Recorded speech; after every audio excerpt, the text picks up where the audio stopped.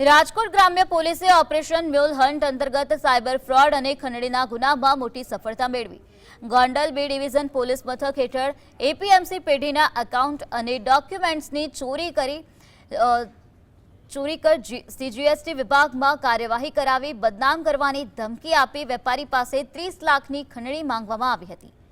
પેઢીના જ કર્મચારી ભૌતિક બોદ્રા, હિતેશ સાકરિયા અને પિયુષ રાદડિયાએ વકીલના વેશમાં આવેલા અજાણ્યા શખ્સ સાથે મળીને 21 લાખ પડાવ્યા હતા.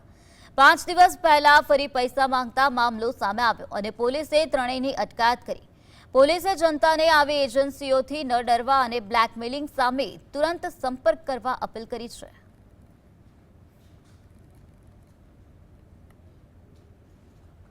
દરમિયાન ગોંડલના રહેવાસી અમુક લોકો બીજી જો એપીએમસીની પેઢીવાળા છે આ લોકોને દબાણ કરીને એને જાનથી મારવાની ધમકી આપીને સોશિયલ મીડિયા ઉપર આ લોકોને બદનામ કરવાની અને પીડી અને વ્યાપારને બદનામ કરવાની ધમકી આપીને એ લોકો એક્સટોર્શન આચર્યો હતો.